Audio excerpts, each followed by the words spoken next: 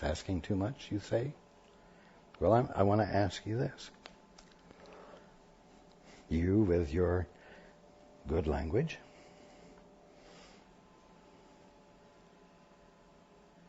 and I'm speaking specifically to those of you who are in the United States, listening, speaking English, and not using any four-letter offensive words.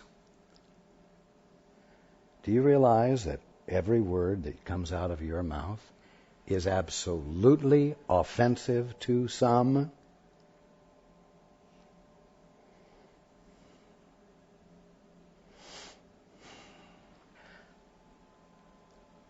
Not just a few. A majority of a whole religious group of people. You are the infidels. You are the infidels. Now, you hear the word infidel. It doesn't have much emotional impact on you. But I promise you, the word infidel describes someone of gross character. Someone who, in self-righteousness from the other side of the fence, sees as despicable and worthy of being killed, worthy of being wiped out. You see,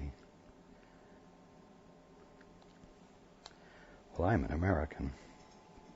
You can feel pretty proud of it. I'm an American. America stands for wonderful things. And I speak English. And I don't say any four-letter words. I don't say any words to offend anybody, because I'm on my spiritual path. And I'm learning how to always express love. And those words come out of the mouths of infidels, according to a large portion of the population of your planet.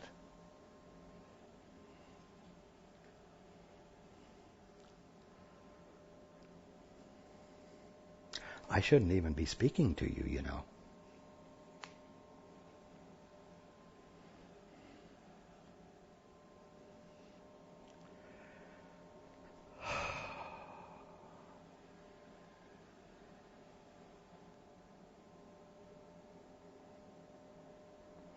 Somewhere along the line, you're going to have to realize that there are those who see you as infidels. And somewhere along the line, you're going to have to finally stop and find out, learn how to communicate with those who see you this way, so that the misunderstanding can be rectified and replaced with brotherly communication. They are going to have to be willing to abandon their firm conviction about you and be willing to talk to you, even though every fiber of their being says not to get near you, not to associate with you, so that they can stay pure.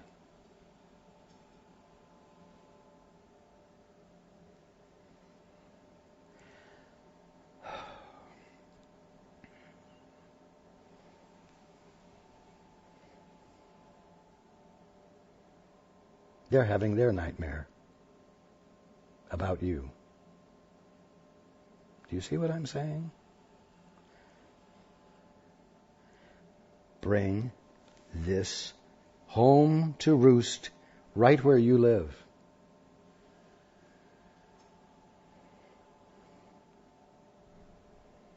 It is easy to help an uncertain child, for he recognizes that he does not know what his perceptions mean, yet you believe that you do know. And I'm going to add, that is your downfall. That is where you are caught. That's where you're trapped. That's where you're bound without even knowing you're bound.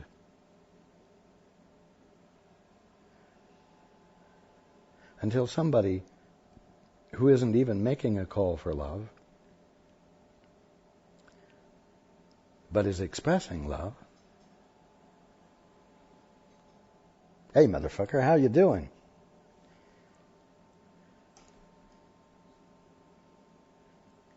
Join me for a cup of coffee? That's not a call for love. That's an invitation. But watch you recoil and think maybe, not twice, but maybe 50 times before you finally dare to agree to risk the chance and sit down and have a cup of coffee with this motherfucker. You wouldn't use the word, but that's what the meaning is when you reject the invitation based upon a self-righteous judgment you're entertaining because you feel superior.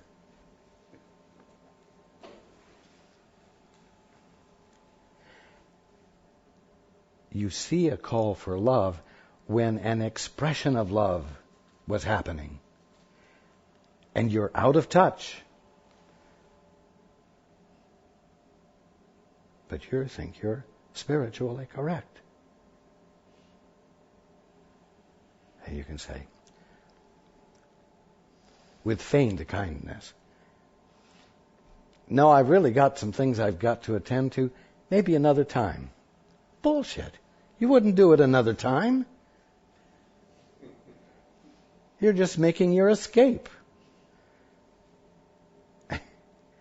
You're making your escape from an overture of love because his choice of words offended you and frightened you because you have defined that language and that behavior as something that couldn't possibly be an expression of caring.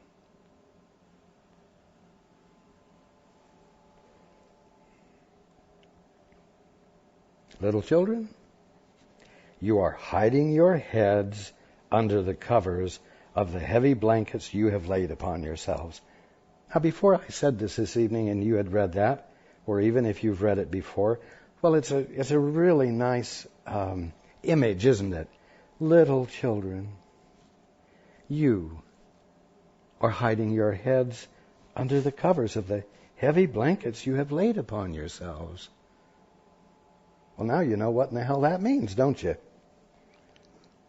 It's not an image. It has to do with the way you misuse your mind. And it's said that so that you might find relevancy in it. So that you actually begin to use your mind in a different way, so that you're not bound by your nightmares.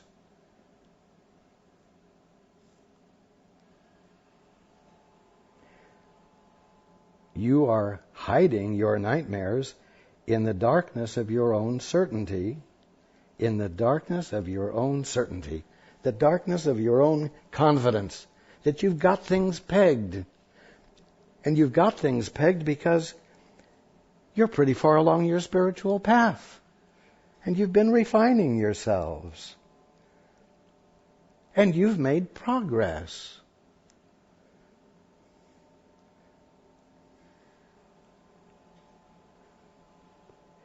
You are hiding your nightmares in the darkness of your own certainty and refusing what? To open your eyes and look at them.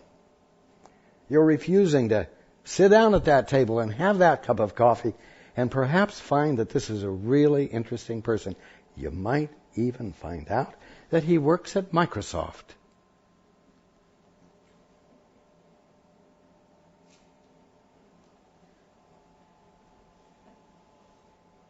Or that he's a research chemist,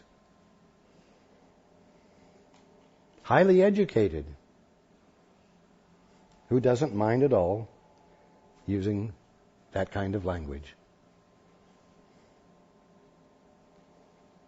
You might find it somebody really worth knowing. You might find that he has been the agent for change for you. you self-righteous prick.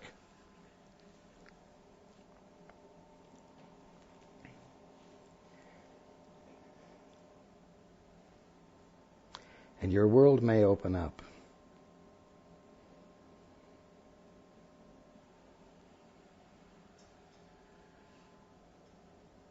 And your heart might be bigger than you thought it was. And your capacity to love will embrace more than you ever thought it could.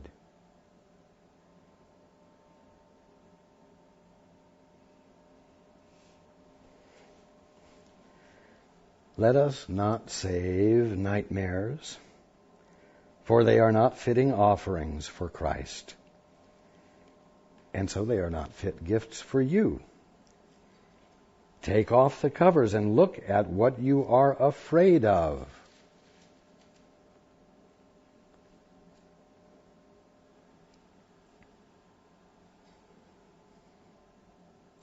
Birds of a feather flock together, they say.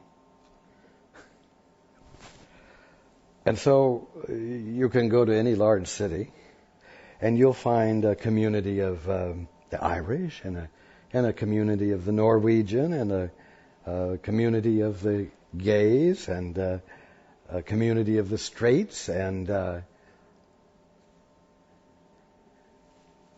you say, oh, well, see, birds of a feather flock together.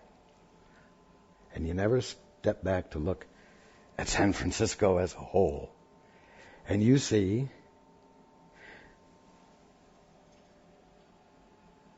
mankind, regardless of how they've identified themselves, here is a flock that is gathered together. A whole flock.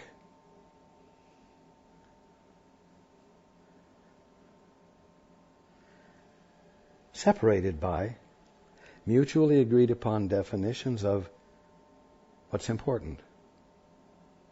It's important for me to have Irish friends. It reminds me of home and helps me feel not as much a stranger in this land.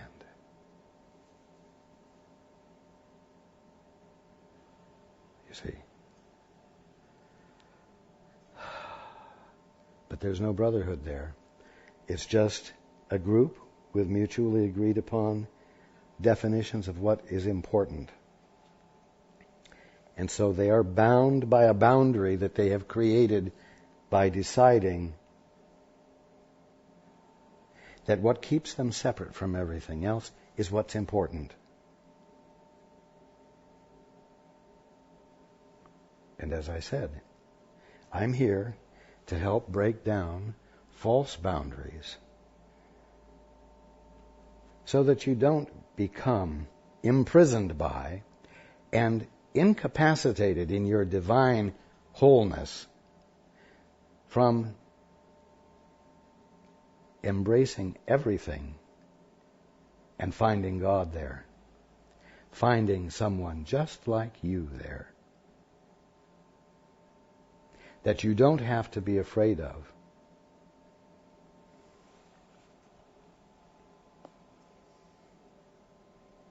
Take off the covers and look at what you are afraid of. Only the anticipation will frighten you. Yeah, thinking about doing it is mighty scary. Thinking about sitting down with this guy who's invited you for a cup of coffee is what frightens you. Only the anticipation will frighten you, for the reality of nothingness cannot be frightening.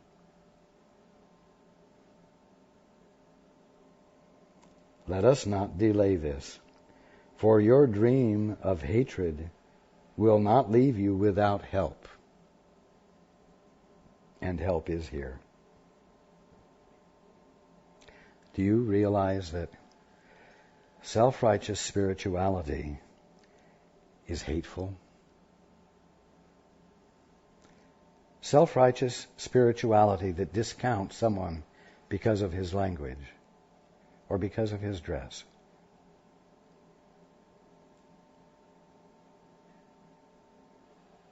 Or because he actually is making a call for love and is attempting to be obtuse.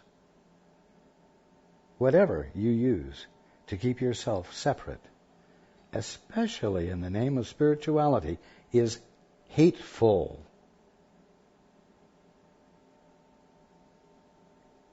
And if you haven't realized how you have been being hateful, you need to become aware of it now. And that is why I am speaking bluntly, clearly, fundamentally, so that you might not suffer from your self-righteousness and find it worthy of abandoning, so that you might find it in your heart to dare to be the presence of love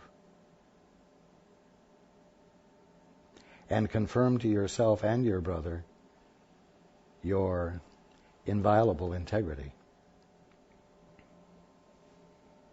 your plural inviolable integrity. Let us not delay this, for your dream of hatred will not leave you without help, and help is here. Learn to be quiet in the midst of turmoil. What turmoil? The turmoil of the gutter people? The turmoil of the people who are dressed differently because they're not buying into the mainstream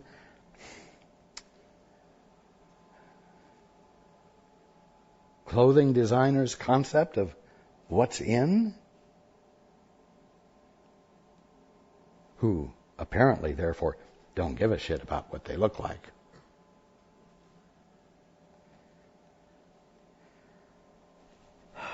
Learn to be quiet in the midst of turmoil, the turmoil in your own mind that sees what isn't there because it's using measuring sticks that don't arise out of an awareness of God everywhere, but arise out of self-righteous, superior definitions of self with which anyone can justify any kind of behavior they damn well please.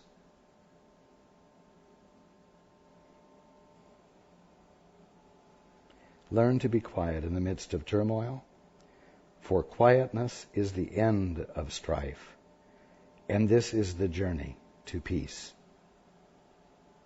See, we are still talking about the use to which you're putting your mind,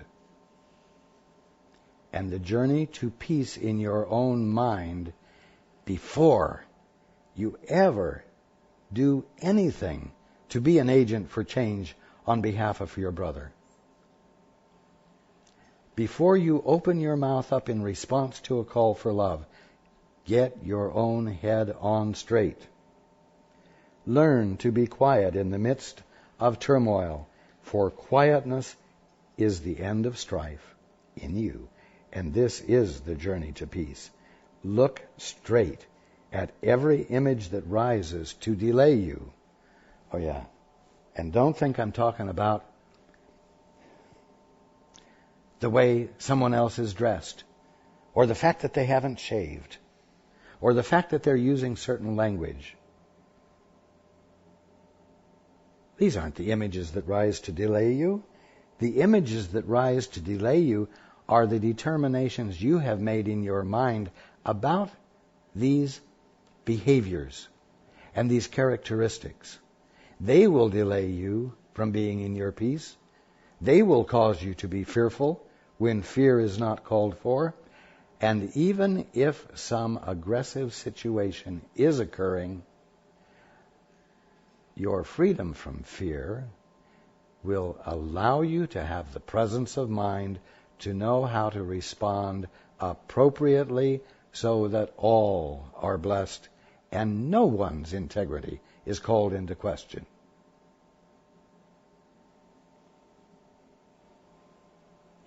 Look straight at every image that rises to delay you, arises in your own mind. For the goal is inevitable because it is eternal.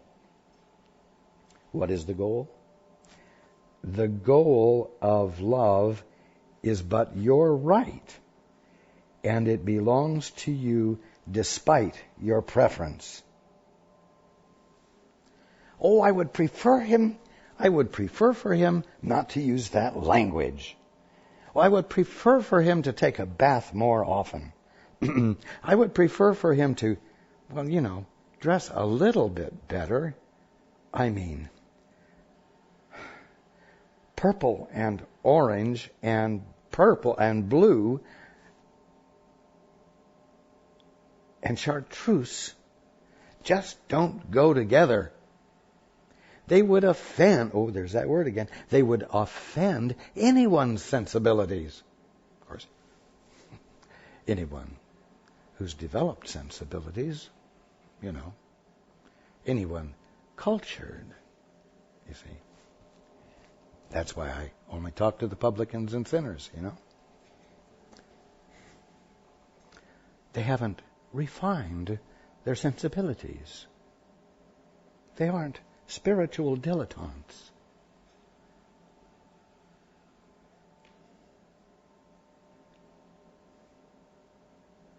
I do talk to them, yes, but they're not the only ones I talk to.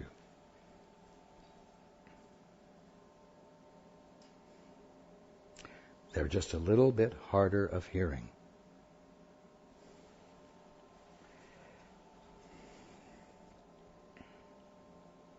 The goal of love is but your right, and it belongs to you despite your preference. And I will say, despite your acquired preferences.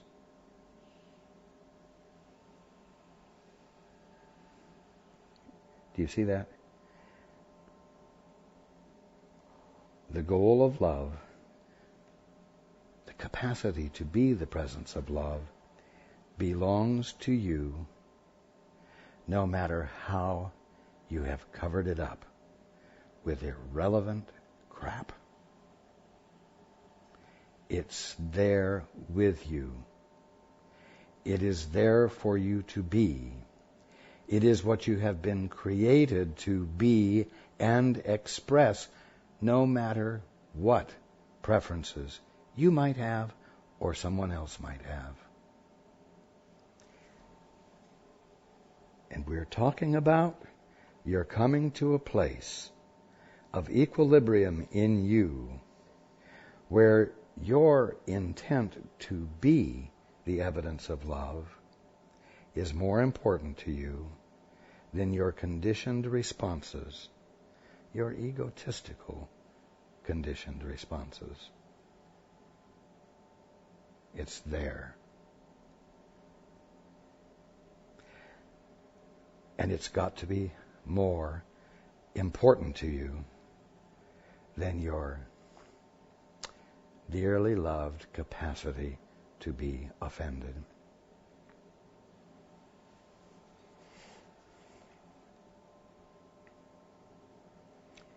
You still want, you really do, you still want what God wills. And no nightmare can defeat a child of God in his purpose.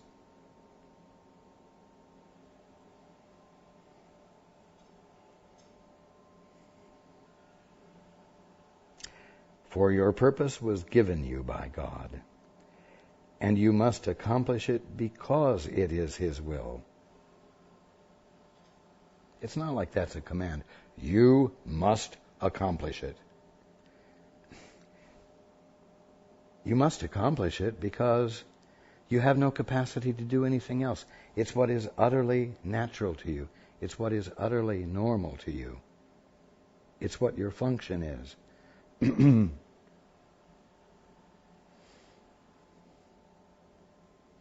And it will be what you find yourself doing and being when you get over self-righteousness.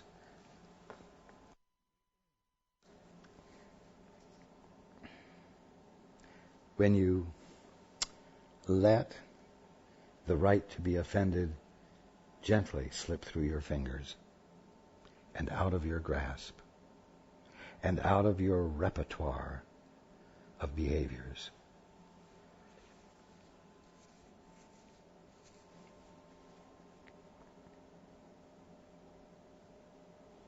Awake.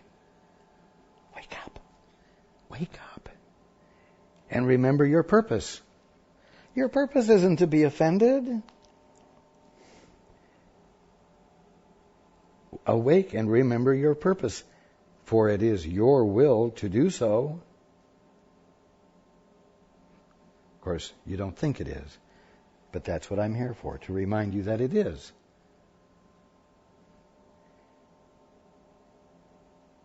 What has been accomplished for you must be yours. Do not let your hatred, quote, as, quote, self-righteousness, unquote,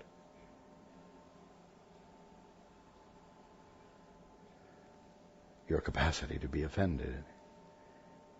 Do not let it stand in the way of love, for nothing can withstand the love of Christ for his Father, or his Father's love for him.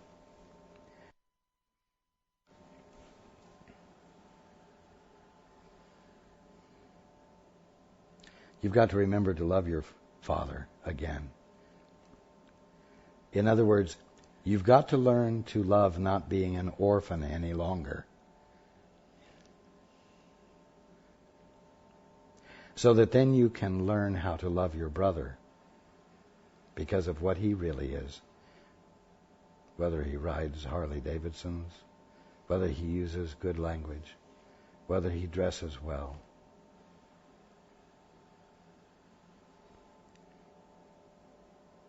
Nothing can withstand the love of Christ for his Father or his Father's love for him. A little while, and you will see me, for I am not hidden because you are hiding. Just because you have your head stuck in the sand doesn't mean I'm hiding. I'm right out in the open here. A little while and you will see me. Of course, if you were offended last week at my language, well, you didn't see me. So, a little while and you will see me. For I'm not hidden because you're hiding. I will awaken you as surely as I awakened myself, for I awoke for you. In my resurrection is your release. Our mission is to escape crucifixion, not redemption. Well, you want to know something? Your mission with your brothers and sisters is to escape crucifixion, not redemption. But that's going to mean that you're going to have to be willing to look your brother in the eyes and not recoil because you're seeing your definition. You've got to try to look in your brother's eyes and remember God. Can't do that if you're in a state of self-defense. Our mission, your mission, is to escape crucifixion. Crucifixion is the result of lack of communication.